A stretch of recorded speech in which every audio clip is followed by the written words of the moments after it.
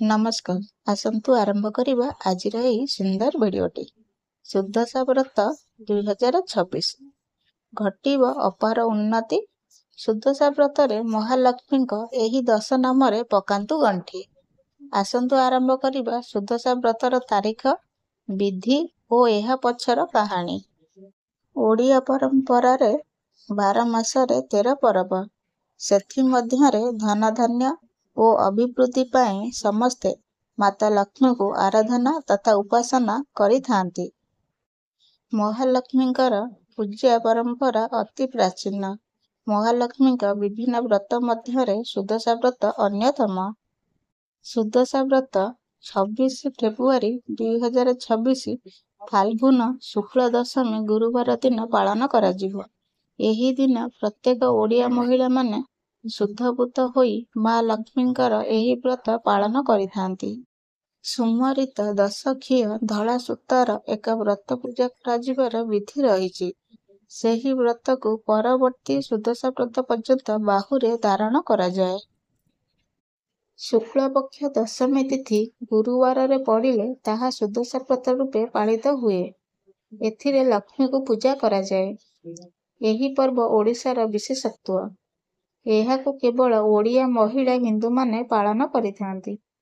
ଭାରତର ଅନ୍ୟ ରାଜ୍ୟରେ ବା ଭାରତ ବାହାରେ ଏହା ଦେଖାଯାଏ ନାହିଁ। ଏହି ବ୍ରତରେ ମହାଲକ୍ଷ୍ମୀକୁ ପୂଜା କରିବା ସହ ମହାଲକ୍ଷ୍ମୀଙ୍କ ମନ୍ତ୍ର ପାଠ କରାଯିବାର ବିଧି ରହିଛି।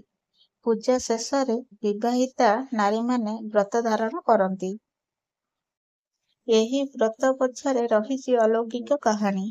ବିଦର୍ଭ ଦେଶ ନରପତି ନଳ ଓ ତାଙ୍କ ପାଟରାଣୀ ଦମୟନ୍ତୀଙ୍କ ଉତ୍ଥାନ ପତନ କାହାଣୀ ରହିଛି।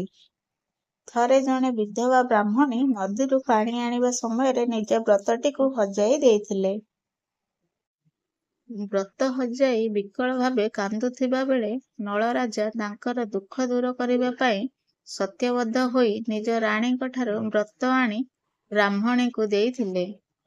ବ୍ରତଟି କିନ୍ତୁ ଲକ୍ଷ୍ମୀଙ୍କ ପ୍ରତୀକ ହୋଇଥିବାରୁ ବ୍ରତ ଦାନ କଲେ ଲକ୍ଷ୍ମୀ ଛଡ଼ା ହେବାର କଥିତ ଥିବାରୁ ରାଣୀ ଅତ୍ୟନ୍ତ କୁଣ୍ଠାର ସହ ବ୍ରତଟିକୁ ଦେଇଥିଲେ। ବ୍ରତ ଦାନ ପରେ ରାଜା ଓ ରାଣୀଙ୍କର ଦୁର୍ଦ୍ଦଶା ଆରମ୍ଭ ହେଲା।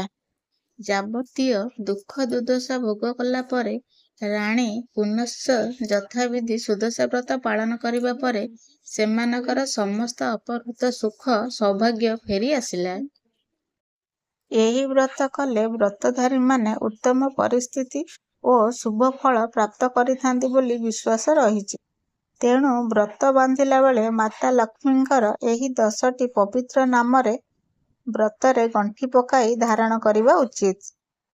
ବ୍ରତ ଧାରଣ କରିଲା ବେଳେ ମା ଲକ୍ଷ୍ମୀଙ୍କ ପ୍ରତୀକ ରୂପେ ଲକ୍ଷ୍ମୀଙ୍କର 10 ନାମ ନିଅନ୍ତୁ। ଆସନ୍ତୁ ଜାଣିବା 10 ନାମ ଗୁଡ଼ିକ କ'ଣ? ଲକ୍ଷ୍ମୀ ନାରାୟଣୀ, କମଳିନୀ, ଶ୍ରୀ ହରିପ୍ରିୟା, ପଦ୍ମାଳୟା, କମଳା, ଚଞ୍ଚଳା, ବିଘ୍ନେଶ୍ୱିନୀ, ସିନ୍ଦୂର ଦୁଲଣୀ, ଦୁର୍ଗତି, ବିଷ୍ଣୁ ପାଟରାଣୀ। ଏହି ଖବର କେବଳ ସୂଚନା ପ୍ରଦାନ ପାଇଁ। ଯଦି କୌଣସି ଟିପ୍ସକୁ ଆପଣାଉଛନ୍ତି ତେବେ ଏହା ପୂର୍ବରୁ କୌଣସି ଜ୍ୟୋତିଷଙ୍କ ପରାମର୍ଶ ନିଅନ୍ତୁ। ଆଜି ପାଇଁ ଭିଡ଼ିଓଟି ଏତିକି।